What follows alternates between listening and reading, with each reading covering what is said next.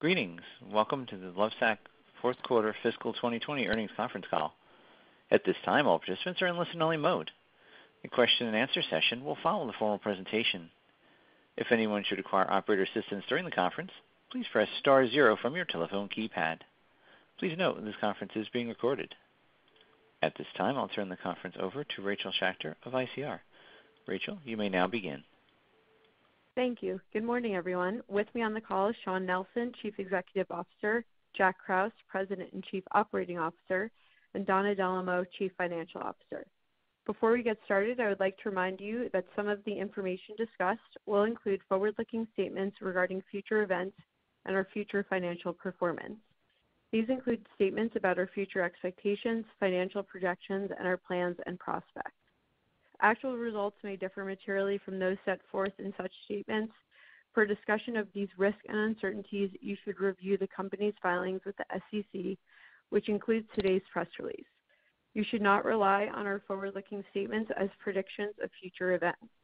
All forward-looking statements that we make on this call are based on assumptions and beliefs as of today, and we undertake no obligation to update them except as required by applicable law. Our discussion today will include non-GAAP financial measures, including EBITDA and adjusted EBITDA.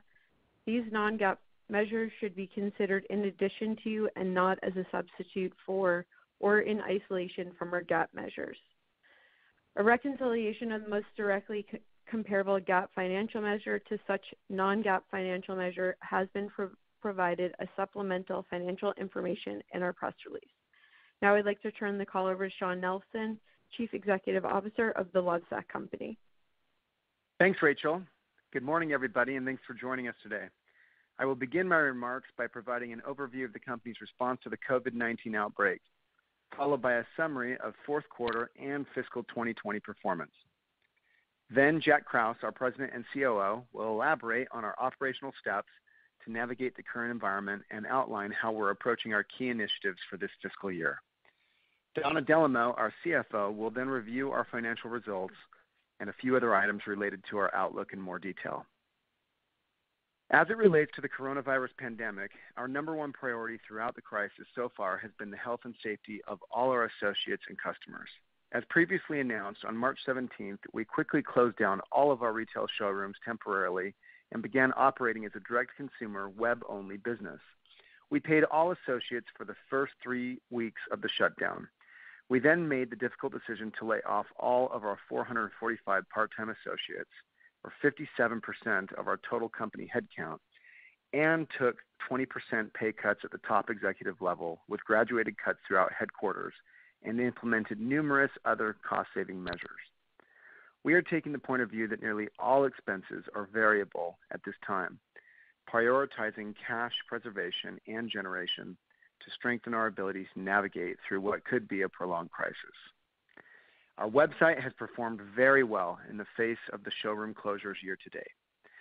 Since closing showrooms on March 17th through April 12th, our e-commerce point-of-sale transaction dollars have been up over 400%, with total POS dollars up 3.6% versus the same period last year, which included showroom sales. Thankfully, because our 3PL warehousing and distribution system has a share of the grocery market, our distribution centers have remained open and are shipping Lovesac product in regular course, even since the shutdown of many non-essential businesses in certain states. There are other key attributes worth noting that are unique to our company and business model that position Lovesac well to successfully navigate through this COVID-19 pandemic. Number one, Lovesac has a strong balance sheet with a net cash position of over $40 million in cash and $10 million in availability under the line of credit for a total liquidity of $50 million at the outset of the COVID-19 pandemic-driven showroom closures. Two, we have an evergreen, fully shippable product offering.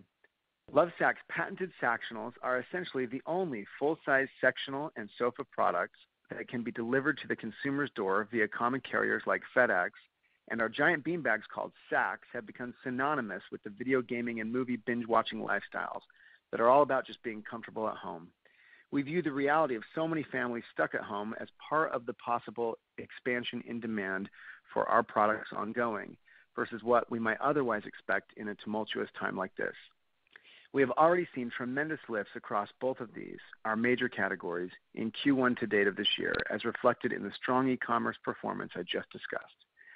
Our inventory of these products is not seasonal. It never goes bad or becomes stale, so while we will adjust our inventory balances to fit the forecast, fluctuations in demand do not pose a markdown threat to us.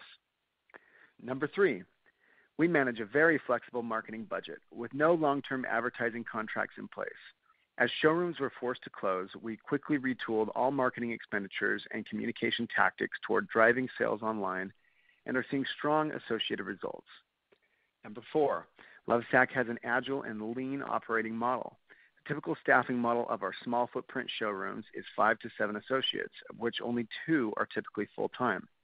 With our showroom closures and the subsequent layoff of part-time staff, we have quickly redeployed our entire army full of full-time associates to support online sales via Facebook Live events, quote backlog outreach, and podium technology interactions via text messaging that is proving to be extremely effective toward lifting online sales and has likely revealed new tactics we will employ even after showrooms open. The elevated success of our online sales so far throughout this period, through these new tactics being employed, further strengthens our ability to rapidly grow Lovesac's share of the $30 billion U.S. upholstered furniture market, while ultimately committing to as few physical showrooms as possible, which has always been our goal. We expect increased negotiating power with landlords in the future. Number 5. Finally, we continue to diversify sales channels for the future. We are excited to announce our new pilot with Best Buy as we expand our channel reach beyond our successful Costco partnership and Macy's pilot. Best Buy has already had 3 Lovesac shop-in-shops in market for the past 90 days as a test toward a larger program. While these are temporarily closed at this time, we are very pleased with the results thus far and look forward to seeing the program expand once retail broadly resumes normal operations. The Best Buy partnership is not just another sales channel to us, but represents an important strategic alignment with our future product innovation efforts. Overall, we have been able to adapt quickly in the face of crisis. And for the above reasons, we feel that Lovesac not only has the ability to successfully navigate through this unique period of time, but because of the flexibility of our model, will be well positioned to ramp back up slowly or rapidly as things normalize. Jack will discuss our coronavirus planning efforts, which can be categorized in 3 key buckets: team health and safety, business strength, and financial resilience. We quickly ranked and stacked each possible initiative based on numerous factors and began to take action immediately, even weeks before the closing of retail showrooms on March 17th. We are aggressively managing all aspects of the business to conserve cash and preserve our financial health. We are working with landlords to minimize cash outlay for any showrooms we might still choose to open this year. We have worked closely with all of our landlords for rent relief over the duration of the showroom closures and feel great about the cooperation and partnership overall we are getting to offset much of that major expense line.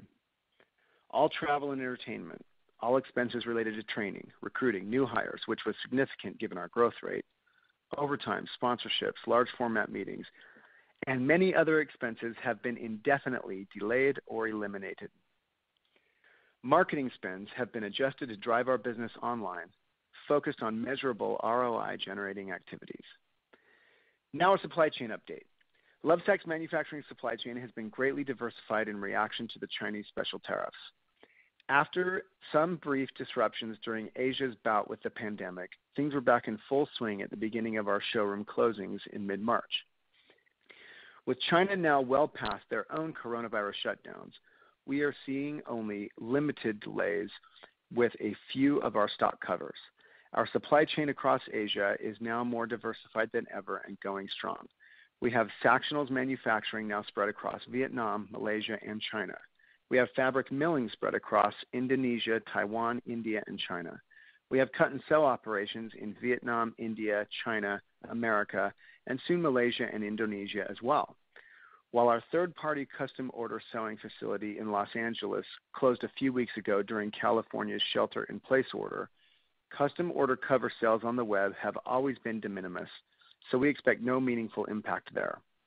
All sacks continue to be stuffed, shrunken, and shipped out of our third-party manufacturing facility in Texas, which has also been allowed to remain open through the shutdown due to some of its other more critical manufacturing activities deemed necessary.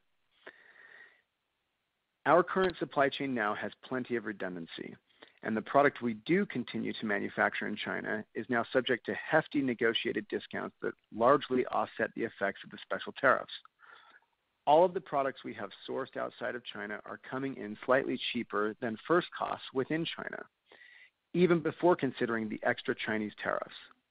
While these advantaged COGS do begin to flow through in Q1 of this year, we have much tariff-laden inventory still in our warehouses that we'll need to cycle through to have it affect our reported GAAP gross margins. And with increasing FedEx costs and other known headwinds, we expect the recovery at the gross margin line to get us back to that mid-50s range in a somewhat protracted manner. We estimate it will require approximately 8 quarters to fully recover to that mid-50s range in gross margin. While we are happy to have diversified outside of China so quickly, we are grateful that a few of those key moves were in partnership with our longstanding Chinese factory owners, standing up facilities for us at their expense in Vietnam and Malaysia. These deep relationships become supremely relevant at times like these, and our longtime overseas partners have already extended our payment terms by 30 to 60 or more days. We are confident that they will be willing to flex along with us as the needs of the business change, as they often have over our long history together. Turning back quickly to our fiscal 2020 results, we had a strong end to fiscal 2020, as you saw from our earnings release. 2020 was a year of many operational milestones for Lovesac, and we will build on this progress in fiscal 2021. 1, we opened 16 net new showrooms in FY20, or 21% year-over-year growth as we focus on growing the omni-channel Lovesac brand and amplifying our marketing investments with an expanding showroom presence. Importantly, the returns on our showroom investment continue to improve, and the payback period on our new showroom investments have improved to 13 months from 16 months. Number 2, we expanded our CapEx light pop-up shop and shop-in-shop presence, launching 4 Macy's pilot shop-in-shops, which have performed very well so far. We operated 756 total pop-up shop 10-day events during the year at Costco, up from 553 events the year prior. Number 3, we increased our marketing investment across digital channels, supplemented with traditional spend, including TV, and generated important learnings from our test and learn work.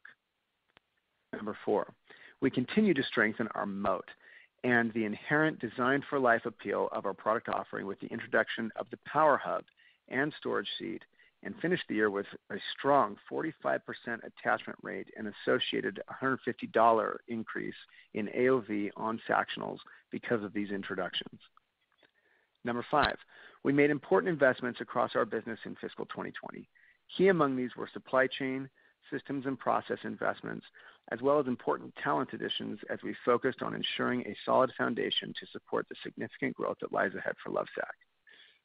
And number 6, on the sustainability front, we continued to utilize only yarn spun from 100% recycled plastic water bottles, diverting 28 million bottles from the waste stream in fiscal 2020 alone on our Sactionals upholstery fabric. We also began using Reprieve recycled yarn in many decorative covers this past year. So, in summary, fiscal 2020 was a year of many achievements at Lovesac, and we made important strides positioning ourselves to continue to disrupt the $30 billion category of couches, chairs, and seating. In response to the COVID-19 pandemic, we swiftly pivoted our focus to prioritizing the preservation of cash and our financial health through these challenging times, while also ensuring we are making important strides on innovation, while standing ready to resume our growth and market share gains as soon as the situation permits. Finally, I want to thank our entire team for all of their hard work and commitment. Every Lovesac associate has made personal sacrifices and has been working very diligently to pull together and drive our business forward successfully throughout these challenging times. With that, I will turn the call over to Jack for more detail on our plans to navigate the current environment, FY20 highlights, and recovery plans for FY21. Thank you, Shawn, and good morning, everyone. Our fourth quarter was a strong end to fiscal 2020 with good operational progress made against our key priorities. I'll begin my remarks by elaborating on our approach to managing through the evolving COVID-19 pandemic, and then briefly discuss our progress on our strategic priorities for the year ending FY20 and our plans for the upcoming financial year 21. First, on our COVID-19 plan, we have established a crisis management process and team to facilitate rapid decision-making in a systematic manner. We've organized cross-functional teams around three key pillars. 1, team health and safety. 2, business strength. And 3, financial resilience. First, regarding team health and safety, there are a number of moves we've made very quickly as soon as we learned about COVID-19. As previously announced, we closed all showrooms on March 17th and paid all full-time and part-time associates through their scheduled hours through April 5th. Our headquarters staff is working from home until further notice. We have been cascading information daily to our entire team with an online resource center for employees updated regularly, in addition to our special bulletins from HR as well as the leadership team. The team is developing the strategy and cadence to safely reopen showrooms when the timing is appropriate. On the business strength front, we have been working on a number of initiatives to adapt and leverage our resources. In a key pivot, our full-time showroom associates have been active with customers using Podium, a chat technology that enables our associates to help guide customers through the buying process from remote locations at home. This technology enables all of our associates to essentially become remote-based selling and customer service agents across the whole country. In the past 2 weeks alone, our associates have engaged in thousands of chats with customers and have done product demonstrations on Facebook that have had over 100,000 views. We are pleased to say that the full-time showroom associates have generated more than enough revenue to cover their payroll during this period. We will continue to refine and expand this approach as we test and learn new ways to best help our associates serve customers within our omni-channel model. We've increased our communication focus on the Lovesac value-added services, including free shipping and returns, as well as risk-free trial periods that we routinely offer, and an increased availability of swatches that allow customers to feel more comfortable in purchasing furniture without physically experiencing it. This is increasingly important, particularly in the current environment we're in. We have seen a surge in overall social media use as a result of the COVID-19 crisis across Facebook, Instagram, and Pinterest platforms, to name a few. As a result, we have pivoted our spends and messaging accordingly. We are pleased with the increased efficiency of Lovesac on Pinterest and Facebook campaigns in the past month. This has been driven by refined audience targeting strategies, creative enhancements, platform optimizations, as well as automated bidding and restructuring of our targeting to focus on core audiences. We're also leveraging direct customer tactics aimed at helping customers at home with live demos of our products scheduled multiple times a week on our Facebook page and the increased availability of swatches that I mentioned earlier. We are very pleased that these efforts are having a big impact on our ability to deliver sales without showrooms. Since our showrooms closed on March 17th, through April 12th, our e-commerce POS transaction dollars have been up over 400%, with total company POS dollars up 3.6%. Last week, we also showed our strength in executing large volume events in the absence of showrooms. Our Easter Flash event drove the total company POS dollars of $6.7 million, which was actually 7% comps over last year's Easter event, with product margins just 60 basis points below last year. These results give us the confidence that we can continue to pivot and successfully navigate this tough environment. Given this recent success and the cost savings measures Donna will provide in more detail, we believe that we can operate for the balance of the year without showrooms on a cash-neutral basis. Donna will discuss the third pillar, financial resilience, in a moment. Turning to our fiscal 2020 operational progress, Shawn discussed product innovation. The success of the storage seat and the Power Hub introductions are a testament to the power of our platform approach to product innovation, and we look forward to building on the success going forward. With only 1% brand awareness and the strong and growing ROIs in our marketing activities, we continue to lean into marketing in this past year. Our customer lifetime value, or CLV, hit a record of $1,835 in the fiscal 2020, up from $1,540 in fiscal 2019. As expected, in fiscal 2020, our customer acquisition cost, or CAC, increased to approximately $390 from $309 in the previous year, as we increased marketing to drive brand awareness through both TV, digital, and social marketing efforts. For the year, we increased our year-over-year marketing expenditures by nearly 59% to $29.2 million, and our CLV to CAC ratio finished the year at 4.7x from 5.0x in the prior year, demonstrating the continued effectiveness of our spend even as we scale dramatically. Importantly, we continue to expand our targeting and segmentation work to drive increased relevancy, and in Q4 introduced dynamic video into our digital ads and a virtual demo on our website to further improve digital shopping experience. Next, showroom openings. Overall sales per square foot for our showrooms reached an all-time high in the year at $2,083, an increase of 22% over last year.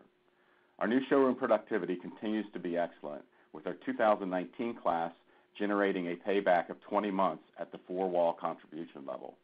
This type of productivity continues to give us flexibility in our location and lease strategies. Showrooms are a key to our growth strategy, and they serve as meaningful brand amplifiers and generate outstanding returns. That said, in fiscal 2021, our new showroom plans have been impacted by the events related to the COVID-19 pandemic. When conditions allow, we will reopen existing showrooms and resume our showroom expansion. It is important to note that our highly productive showrooms depend on low levels of labor to operate, since we don't manage merchandising assortments, slow selling stock, or incoming shipments associated with a typical store model. On pop-up and shop-in-shop expansion in fiscal 2020, we launched the pilot of our 4 Macy's permanent shop-in-shop locations in LA, Atlanta, New York City, and Long Island, and we are very pleased with their performance. In addition, we are pleased to announce that we opened 3 pilot locations in the fourth quarter with Best Buy: Mount Laurel, New Jersey, Plymouth Meeting, Pennsylvania, and Tuttle Crossing, which got off to a very strong start. This shop-in-shop format continues to provide us with exposure to new customers in a capital-efficient manner and allows customers to see and touch and feel our product before purchasing. The successful launch of these pilots gives us the confidence that we can use this model to expand our footprint in a highly efficient manner. Our pop-up shops with Costco continued to prove successful in fiscal 2020. We operated 756 pop-up shops in combination with 4 online road shows. These Costco locations drove significant increase in our other channel sales, up to $29.6 million versus $19.7 million in fiscal 2019. Pop-up shop productivity increased 8% for the year. In fiscal 2021, as soon as conditions permit, we expect to continue our Costco pop-up shop locations and also continue to explore the shop-in-shop format with other retailers, given the positive results we have seen thus far. Shawn provided an update on our supply chain progress. As he said, in fiscal 2020, we diversified sourcing while investing in distribution infrastructure this past year. We increased our distribution capacity by securing multiple warehouses and additional processing labor, improved the reliability of our suppliers in terms of orders received as planned, improved the accuracy of our shipments to customers, and we improved system integration between supply chain, our carriers, and our 3PL distribution centers.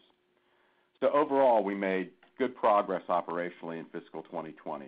As we look ahead, we'll remain disciplined with expenses and capital, with a focus on preserving our financial health in the current environment, while positioning the company to quickly and efficiently ramp up once conditions allow. With that, I'll turn the call over to Donna to review our Q4 and full year financials, provide a quick summary of the financial resilience team work thus far. Thank you, Jack. Good morning, everyone. I will begin my remarks with a review of our fourth quarter results and then provide a framework for how we are approaching fiscal 2021. The 43.6% increase in net sales to $92.2 million was broad-based and driven by strong performance across all channels, including new and comp showrooms, e-commerce, and our other channel, which includes pop-up shop and shop-in-shop sales. Successful digital marketing strategies drove an increase in both ticket and transactions, and we saw increases in new customer count as well as repeat purchases. Please refer to our press release for details on our comparable sales performance and new showroom openings. Looking at our results by channel for the fourth quarter, showroom sales increased 31.9% to $57.3 million. E-commerce sales increased 73.9% to $26.5 million, and our other channel, which includes our pop-up shops in Costco locations and shop-in-shops in 4 Macy's pilot locations, increased 53.1% to $8.4 million. By product category, our Sactional sales increased 73%, our Sac sales decreased 16.4% due to our national advertising focus on Sactionals, and our other category sales, which includes decorative pillows, blankets, and other accessories, decreased 5.1%. The expected 630 basis point decrease in our gross margin was primarily driven by the 460 point headwind from tariff impact and an increase in flash sale promotions, which were partially offset by reduced costs of our Sactional products. As a reminder, the timing of our tariff mitigation efforts and increased shipping costs is driving the temporary gross margin pressure, as Shawn mentioned, and we expect an approximate 8-quarter recovery to our normalized gross margin levels in the mid-50% range. The increase in SG&A dollars, excluding one-time items, was driven largely by increases in infrastructure improvements, selling-related expenses, and stock compensation expense, with the 320 basis point year-on-year improvement in SG&A rate driven by leverage on the 43.6% net sales increase. Our investments in advertising and marketing, which benefit extended periods, increased $5.3 million, or approximately 330 basis points, to 11.4% of sales, largely due to an introduction of additional media involving the holiday season. Depreciation and amortization increased $900,000 from the prior year to $1.5 million, principally related to capital investments for new and remodeled showrooms and infrastructure investments. In the fourth quarter of fiscal 2020, there were no adjustments to operating income, which was $5.4 million, compared to an operating income and adjusted operating income of $8.2 and $8.3 million, respectively, in the fourth quarter last year.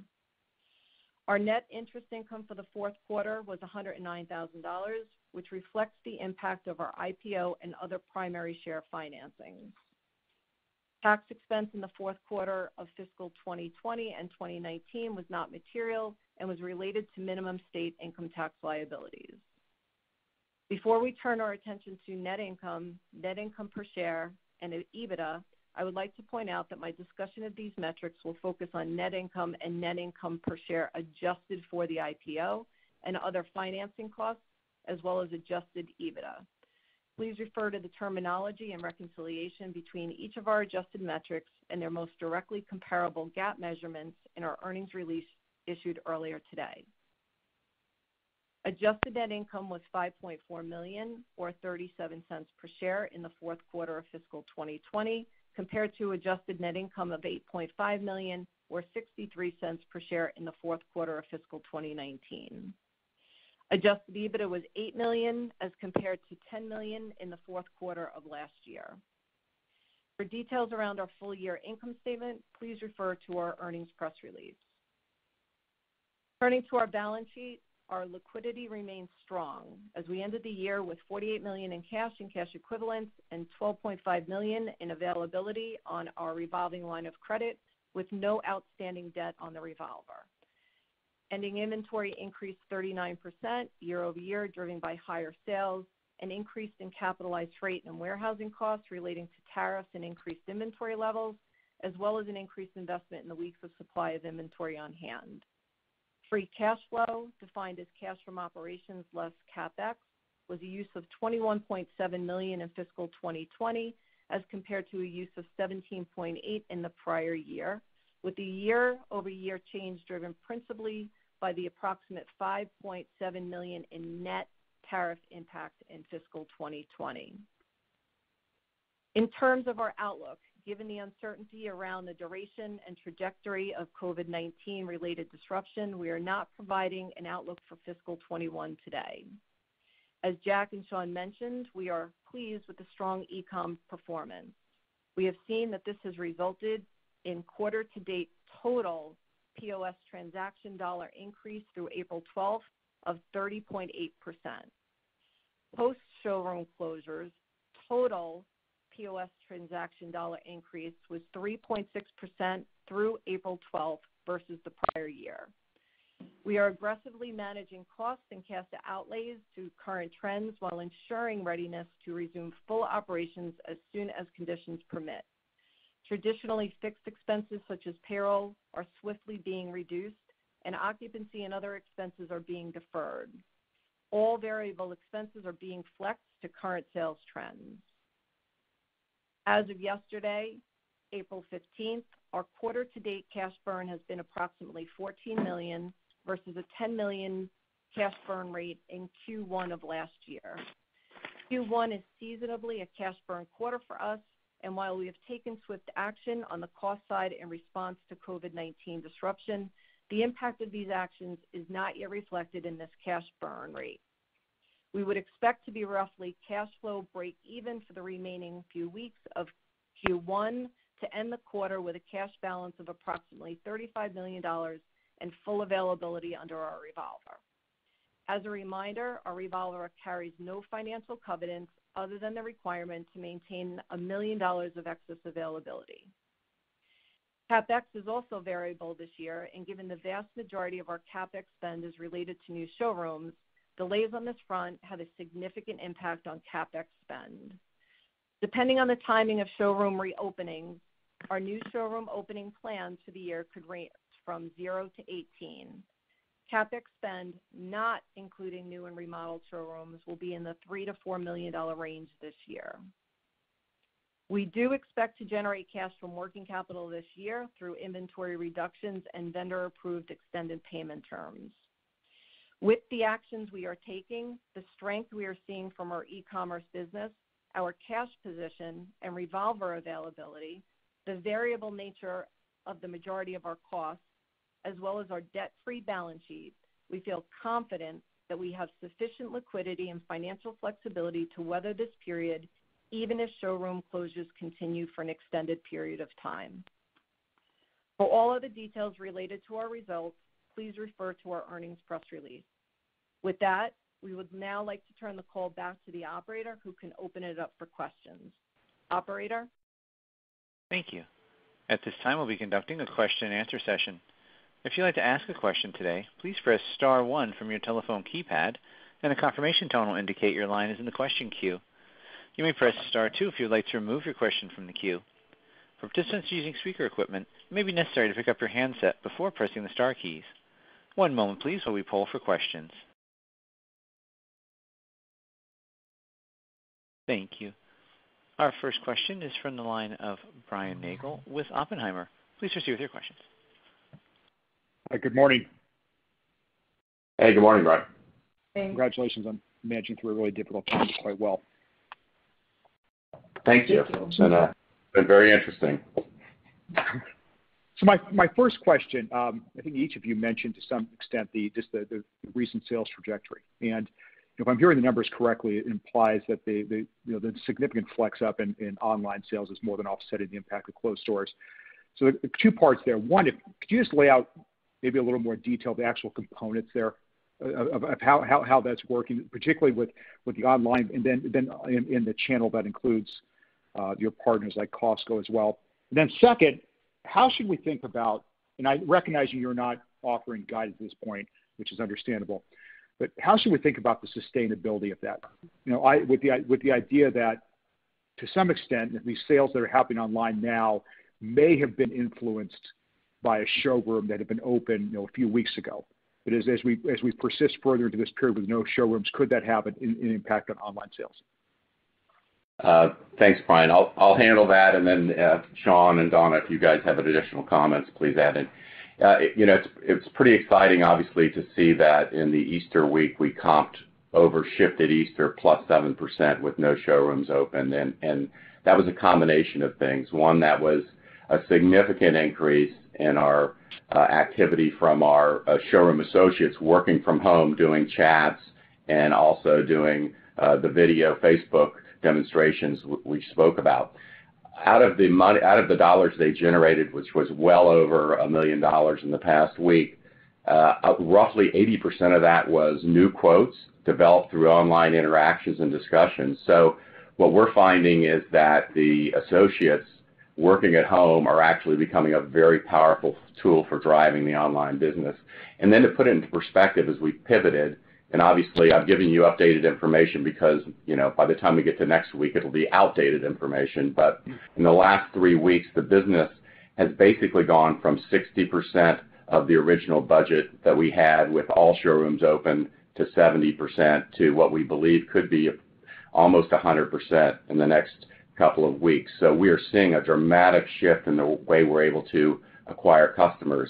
Obviously, the other thing that's happened is there's been a dramatic change in the way we market. We've pulled back from the classic TV, more into digital marketing, and significantly more effort into social, which is giving us real nice power. The other thing that's happening within the context of the marketplace is CPC costs are dramatically going down in the marketplace because of decreases in demand in advertising, and we're finding that actually, given our flexibility and our turn towards e-commerce, we're actually able to take advantage of that, and we're finding that our marketing ROIs are actually looking to be as good as they ever were with all of our showrooms open. So I'm really beginning to feel very confident that even in a worst case scenario where we don't have showrooms open for a long time, that we can operate at a level that's at a growth over last year at a total company and do it in a very, very efficient way.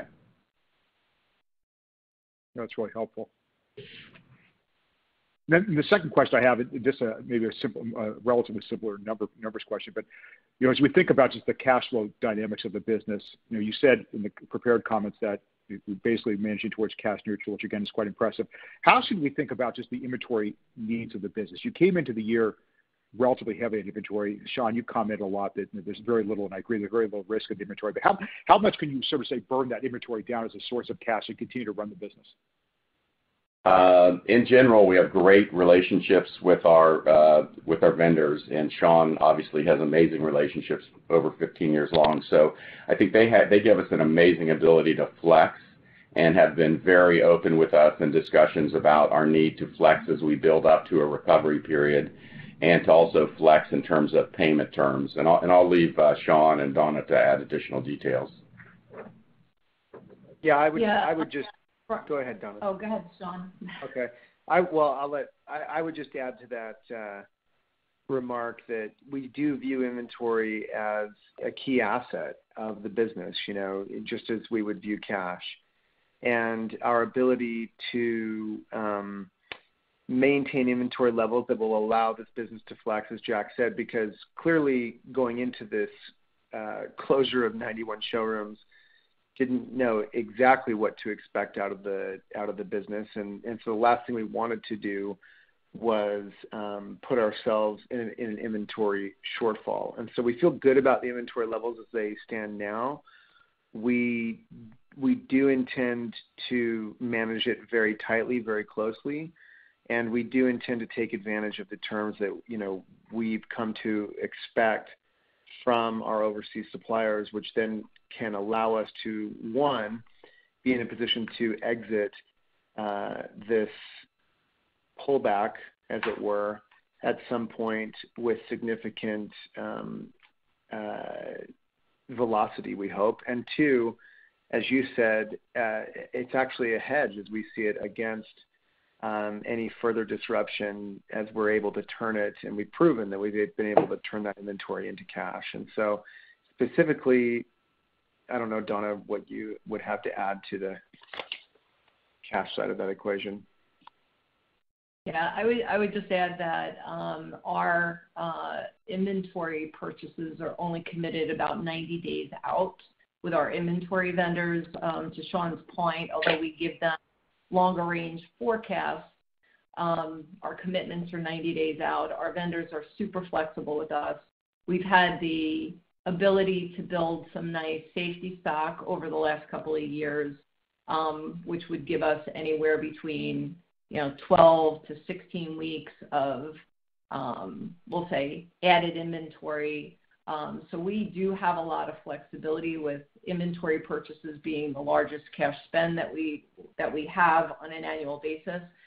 If the need be, we have a lot of flexibility on bringing those purchases back without risking the inventory levels to be there when we are able to ramp the business back up again and open up the showroom. So I think we're in a really good inventory position as well as great vendor relationships. Great. And one other thing to add, which has been sort of late breaking for us as you put it into perspective, and Shawn has mentioned this many times, our inventory is basically evergreen.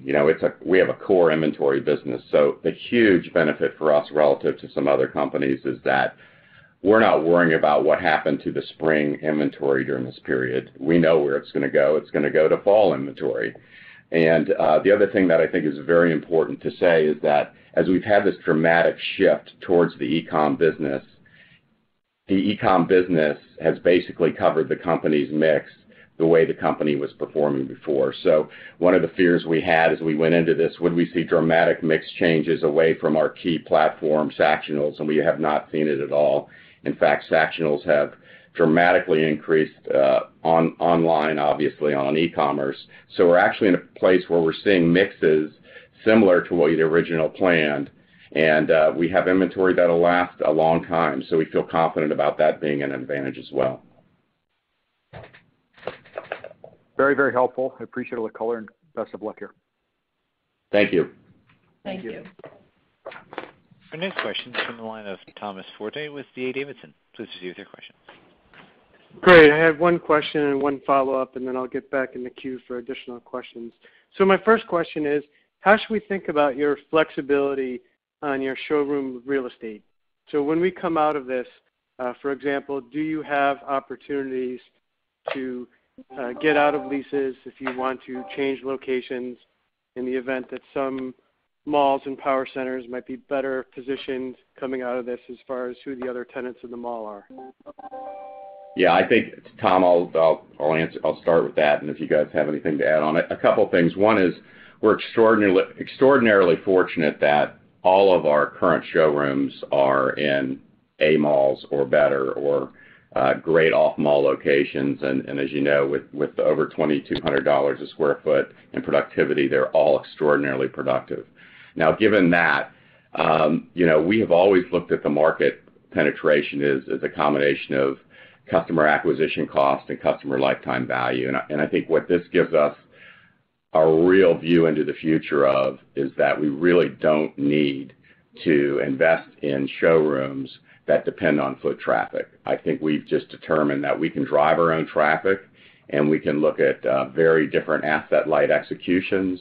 And I think what we believe now is we have significantly more freedom in terms of the way we'll think about developing our real estate strategy in the future, which will probably mean not having to spend the kind of capital we had previously seen in terms of getting the touch points out there that we want to get out there. But no mistake about it, given the type of productivity we've seen from showrooms, we'll continue to evaluate them as amplifiers of the brand, but I think we're going to get a lot of learnings which are going to give us a much more agile real estate strategy in the next couple of years.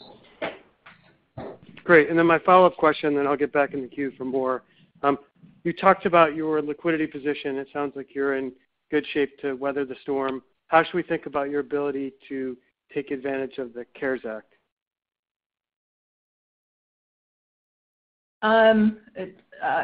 So we've Donna, we've looked at every opportunity there that has presented itself.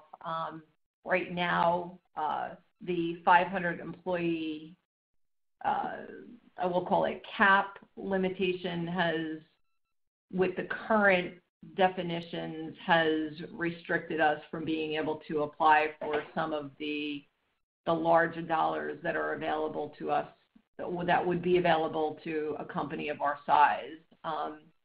Doesn't mean that we're not trying every different angle with legislators and so on and so forth to see how we can qualify. But we are, anything related to the payroll tax deductions, we have all that stuff in motion.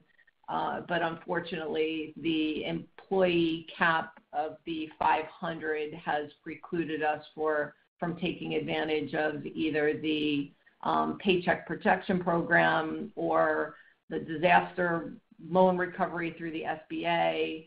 And then the final thing that came out last week or so on the $2.3 trillion, there's an adjusted EBITDA calculation there that right now doesn't fit the Lovesac profile. Again, that doesn't mean that we're not working with the appropriate governmental sources and people that we're working with on the outside to see if we can get some flexibility in that, especially since on the adjusted EBITDA side, our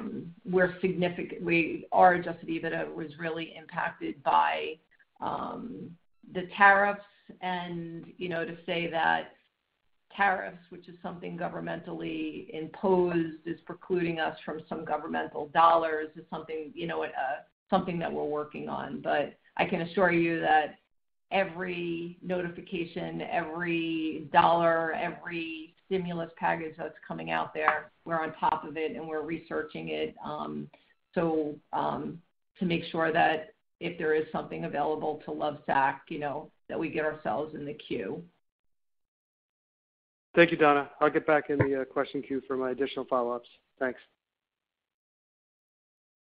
The next question is from the line of Maria Ripps with Canaccord.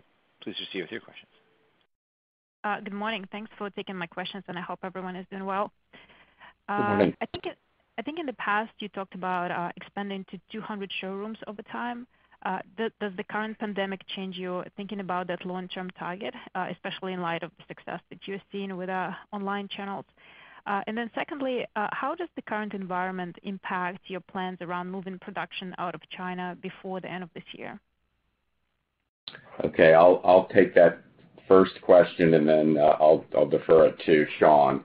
So I believe, look, I think that given the productivity we've had with showrooms, I believe there's certainly an opportunity for 200 or even more touch feel points in the country. I think what we will really start to look at is what do they look like? We have these Macy's tests, we have Best Buy tests going on. We have off-mall small locations that are being incredibly productive, and now we're able to show how we can drive our own traffic. So I think the real answer is we will have probably 200 to 400 touch feel points in the United States in the next 5 years or so, but they may look very different than the current profile right now because we have a high interest, high touch feel product that people want to engage with, and we'll allow them to do it, but we'll do it in a way that's incredibly productive, and we're certainly taking in the information in terms of the relationship between showrooms and the e-commerce and the showroom employees is really being redefined as we speak today. If you actually think about it right now, we have showroom employees working from home and being productive. They're not showroom employees anymore. They're trade area employees. So this is something we're really thinking about as we think about trade area model becoming more and more robust. That's just not about showrooms. It's about showrooms, pop-up shops, other strategic relationships that are literally manned by trade area employees. So a lot of exciting thoughts we have, and it'll take some time to develop that, but we'll certainly be updating you on that. Shawn? Yeah, as it pertains to China manufacturing, I think an interesting thing happened over the last 90 days in that with the whipsaw that was first a supply chain disruption potentially out of Asia with the COVID-19 outbreak, and then became potential demand disruption. For a minute there, China looked like a real asset to us and a strength because they exited their own bout with the pandemic and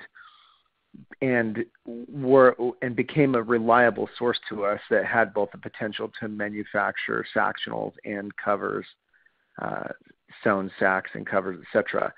While we didn't know the future reliability of other countries that may yet experience their own outbreak. Our point being, our view towards supply chain is really about redundancy and about diversification. And that's what we've achieved already to a large degree by moving to all of these, numerous geographies that I listed in my remarks. And so I think what I would say about our getting out of China, we're more interested in having a diverse supply chain with plenty of redundancy. And frankly, we'd be happy to see China have a share of that, a small share of that. Obviously, with the special tariffs still in place, we're interested in lower costs, and we're achieving lower costs almost everywhere else we go. And so we will pursue those. On the other hand, that puts great pressure on our existing vendors in China to lower their costs one way or another to us and offset the special tariffs with special discounts, which we're also achieving.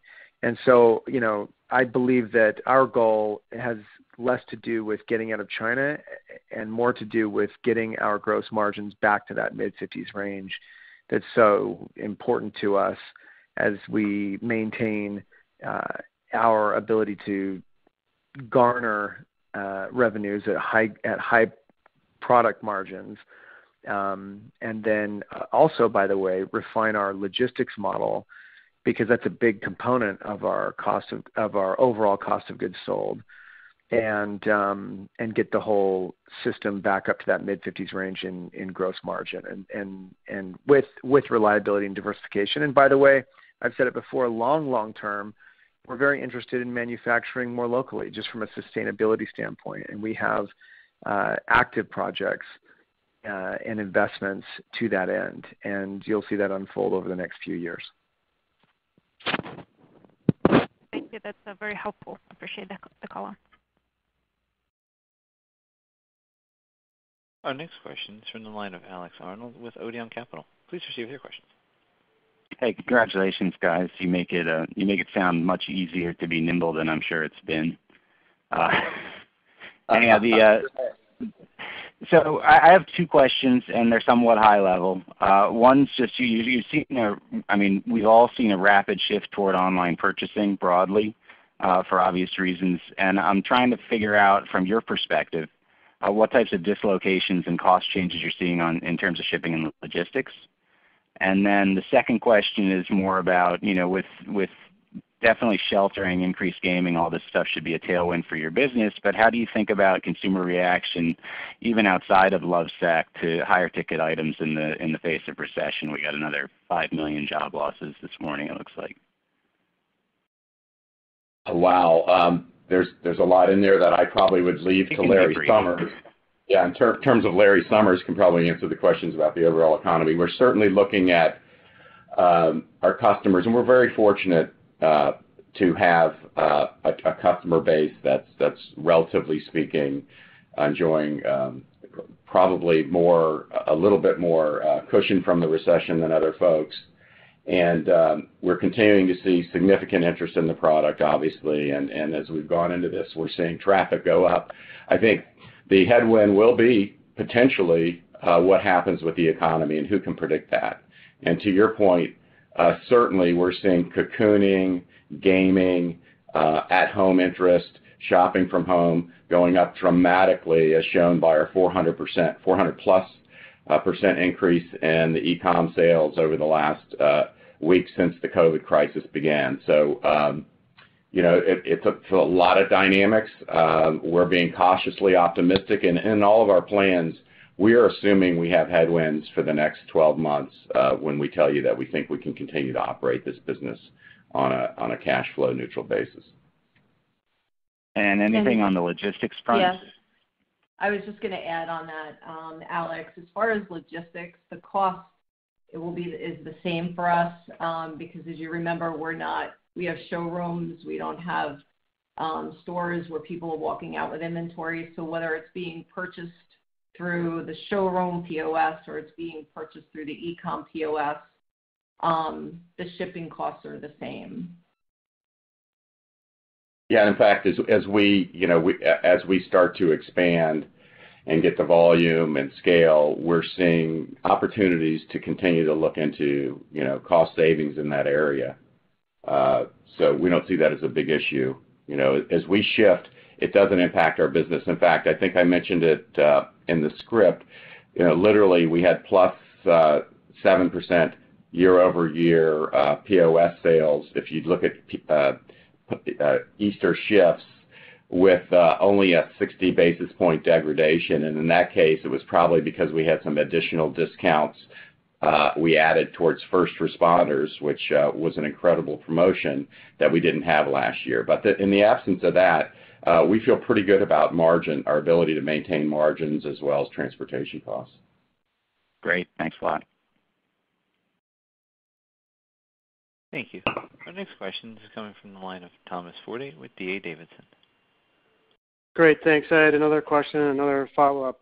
So you talked a little about this on the last one, but on the health of your core consumer, I'm wondering about levers you can pull, providing consumer credit, installment plans, and maybe even initiating a subscription plan. So that's my first question, then I have a follow-up after.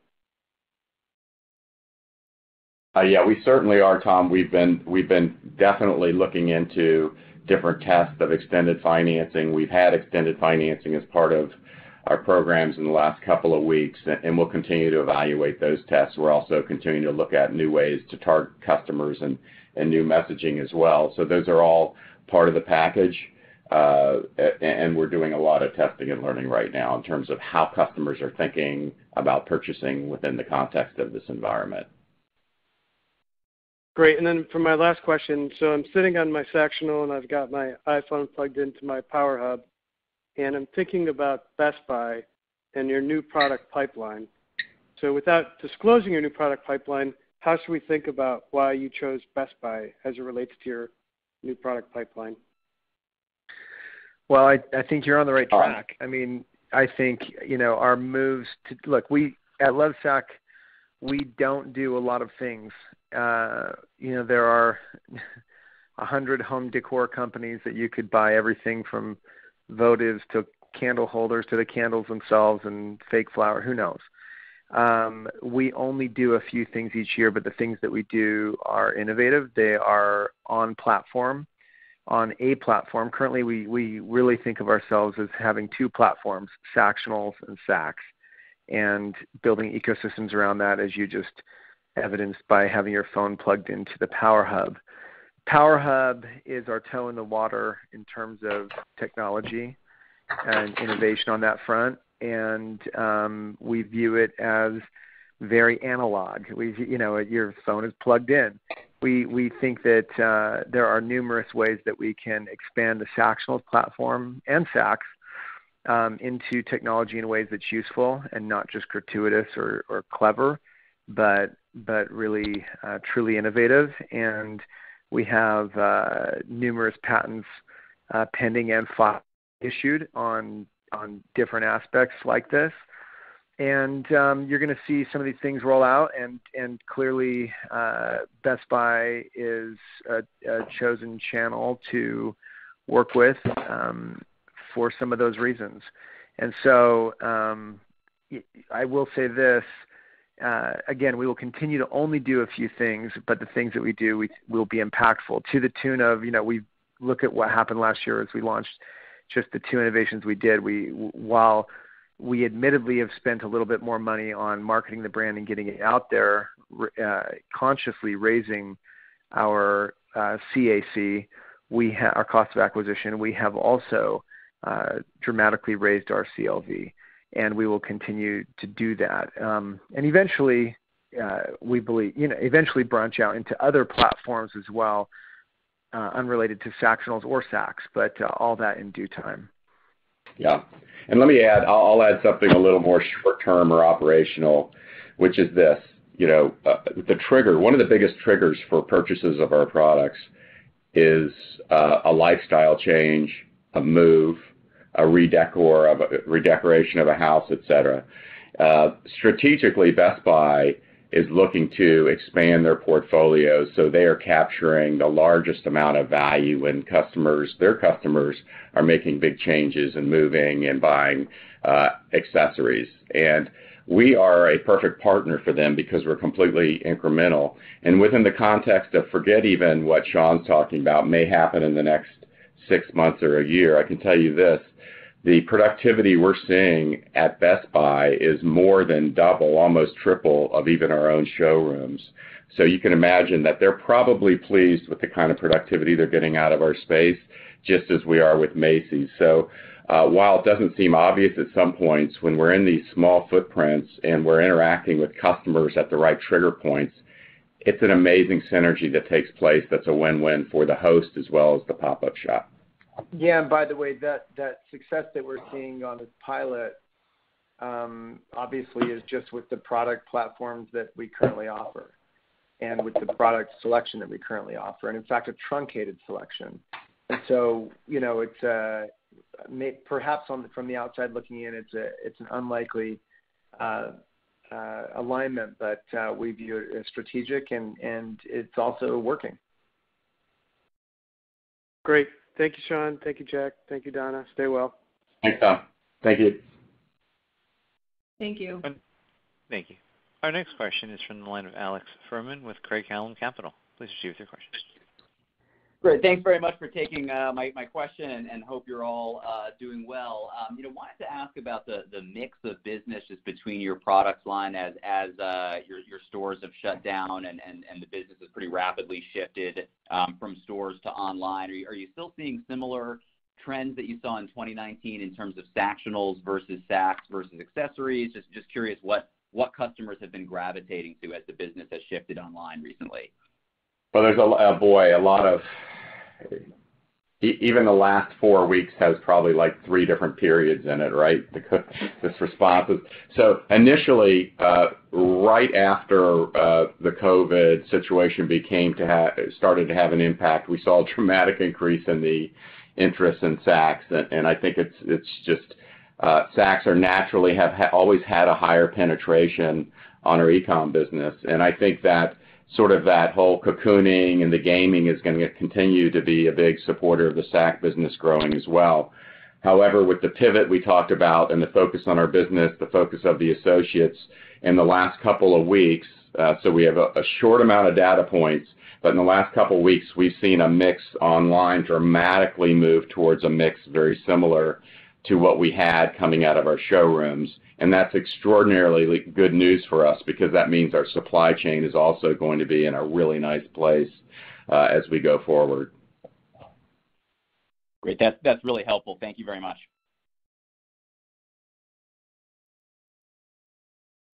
Thank you. At this time, I'll return the floor back to management for closing remarks. Yes, thank you to all of our investors and analysts who follow the company and track our progress. We appreciate your support, and we look forward to reporting on Q1 in just a few weeks. So speak to you then. Thank you. This concludes today's conference. You may disconnect your lines at this time. Thank you for your participation.